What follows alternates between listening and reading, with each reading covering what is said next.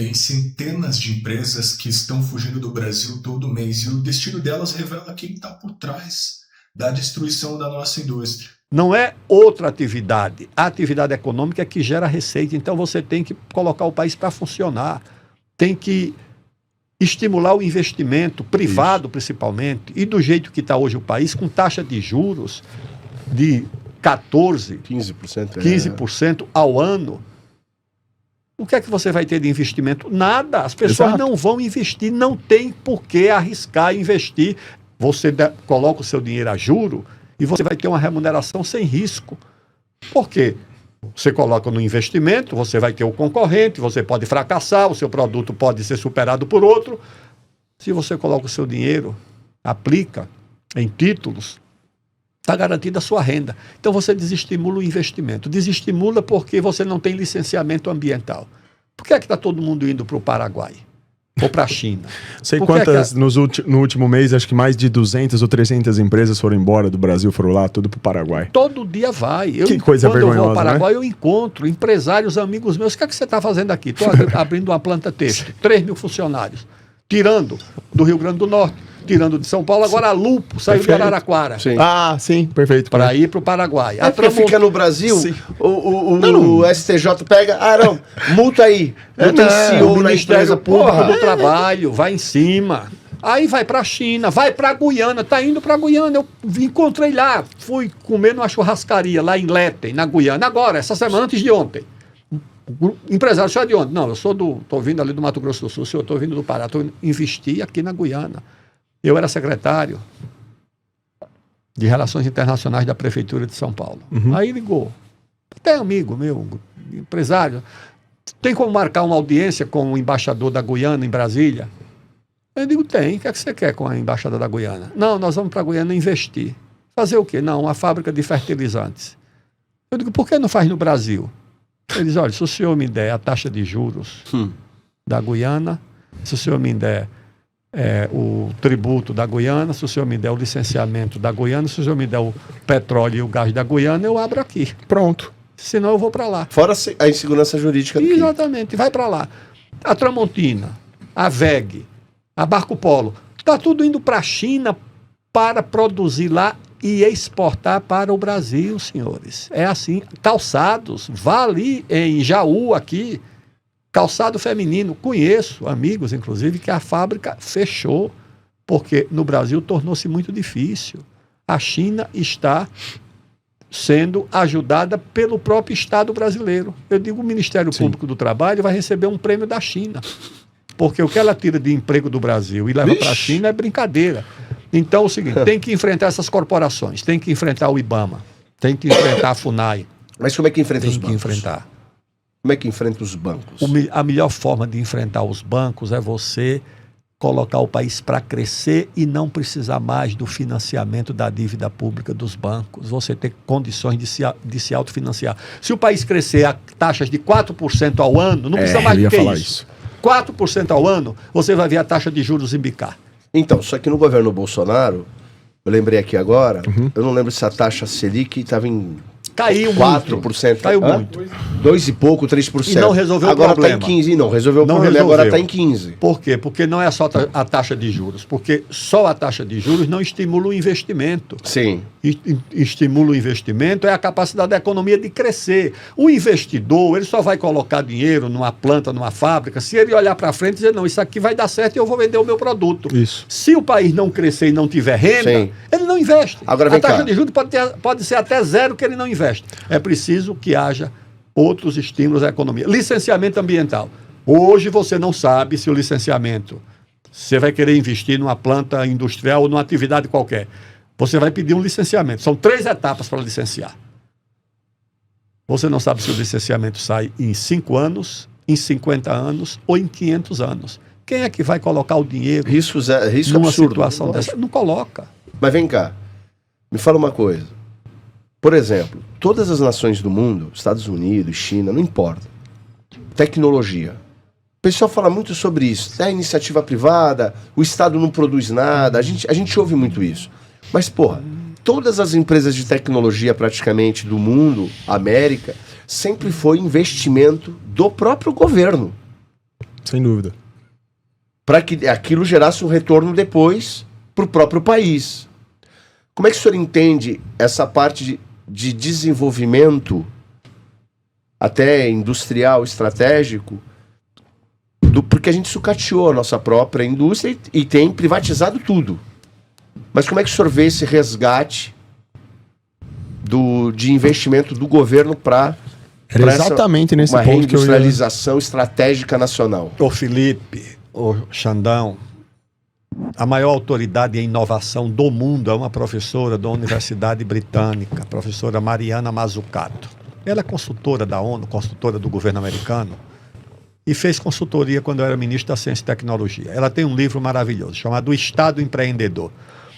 O que é que ela diz que o Estado é empreendedor? Na área de inovação de ciência e tecnologia. Isso. Porque é uma área de muito risco. Você investe muito e você, às vezes, não tem um retorno, porque é uma experimentação, Isso. é uma tentativa.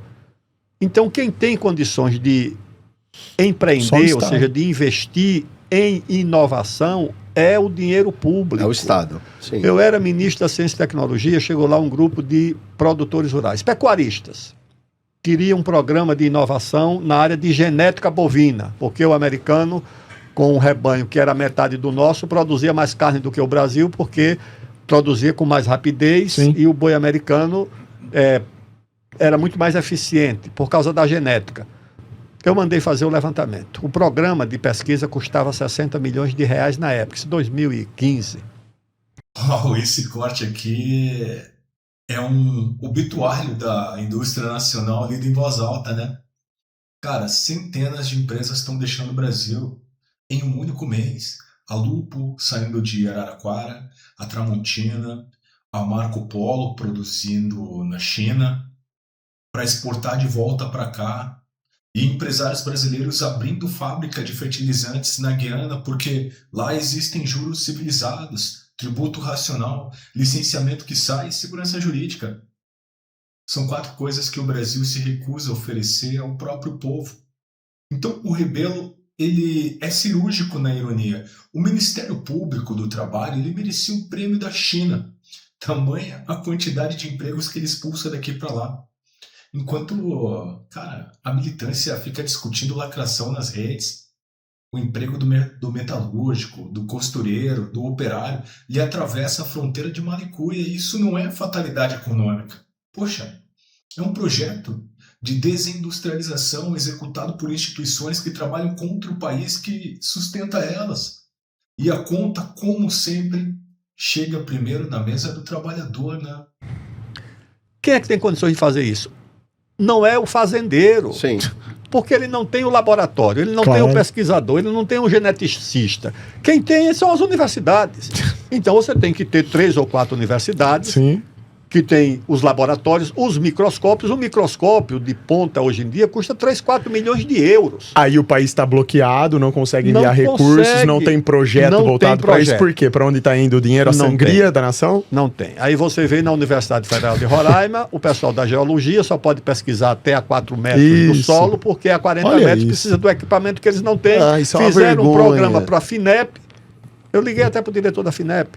Pedi 10 milhões de reais. Não é nada, 10 milhões de reais num projeto de pesquisa não é nada. Pelo amor de Deus, olha os valores Não é que a gente nada. está discutindo aqui de De roubo. dívida pública, 10 milhões. E de não, roubo?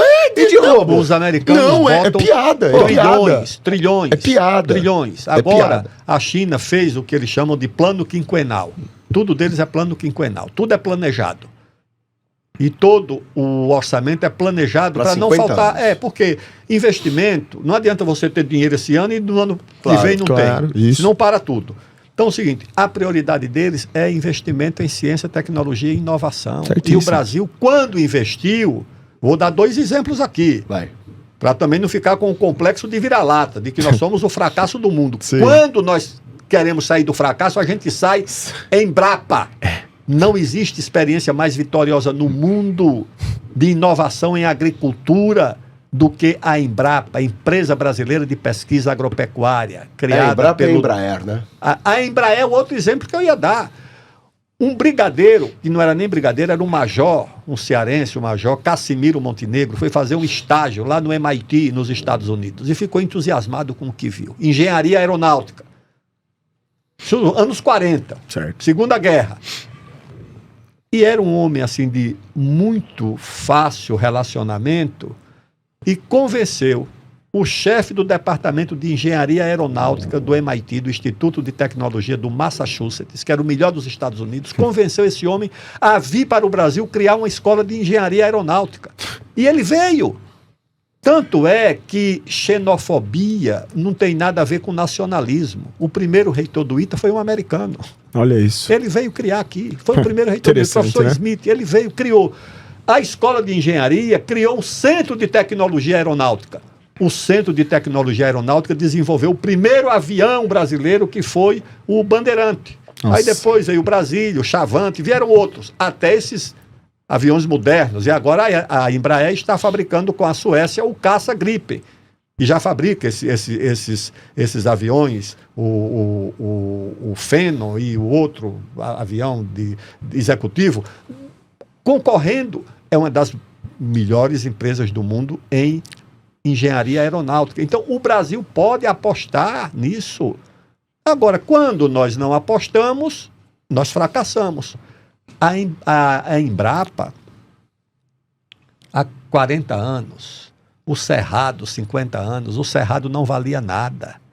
Terra no Cerrado, se dizia na época, terra no Cerrado, nem dado e nem herdado, porque não produzia nada. A Embrapa encontrou um meio de corrigir solo, semente, e transformou o Cerrado na maior bacia de grãos e de proteína do mundo. Olha o potencial do O Brasil. Mato Grosso sozinho hoje responde por 50% do saldo da balança comercial do Brasil. É um estado em rápida industrialização, porque converte a agricultura e pecuária em agroindústria. E a agroindústria transforma tudo em indústria geral, porque vai indústria de máquinas, de equipamentos, de fertilizantes, vai tudo lá para o Mato Grosso. Você vai em Sinop, você vai em Nova Mutum, você vai em Sorriso, os eventos, você vê aquelas cidades se industrializando rapidamente, você olha ali e pergunta um ano, o que é aquilo ali? O cara diz, não, aquilo ali é uma granja que produz 5 milhões de ovos por dia. Ixi, Maria. Por dia, 5 milhões de ovos por dia, uma granja. Agora, a infraestrutura, a logística para isso, aí você olha aquilo ali, uma destilaria de milho que produz 105 mil, produz não, esmaga 105 mil sacas de milho por dia, 105 mil sacas de milho. Aí eu volto no outro ano e digo, e aquela indústria? Se aquela indústria é a indústria que o senhor viu no ano passado, que esmagava 105 mil sacas de milho por ano e agora já está esmagando 205 mil sacas de milho por dia. Eu digo, aí eu pergunto, né, só para provocar, o milho vem de onde? O milho vem daqui, das fazendas. E aquela estrutura metálica vem de São Paulo. E as caldeiras vêm de São Paulo, lá de Ribeirão Preto, Sertãozinho. Ou seja, a atividade agrícola lá no Mato Grosso ajudando a sustentar a indústria metalúrgica em São Paulo, o emprego metalúrgico, a renda de São Paulo, os impostos de São Paulo. Agora, quando eu olho, São Paulo às vezes nem toma conhecimento disso. Exato, é aí que está o ponto. Ó. De novo, volta à questão que a gente está falando. Tudo proposital, tudo é feito assim, ó. É meio que assim, é uma coisa engraçada, é um modelo de, literalmente, é sobrevivência. Vai tocando conforme dá. Você percebe que o Estado... É duro pra caramba, Xandão, isso é a nossa realidade, velho. Poxa vida, não, o povo que sofre, mano. Pra ter ideia, eu fico com vergonha, eu sempre falo isso, eu que sou um cara, eu sou um mero streamer da internet, e eu fico com vergonha de ter que ser um cara que vem conversar sobre... Não era pra eu estar tendo que falar, era para os políticos estarem falando sobre isso, era pra mídia... Era pra mídia estar escancarando isso como um absurdo, denunciando tudo de errado, cobrando.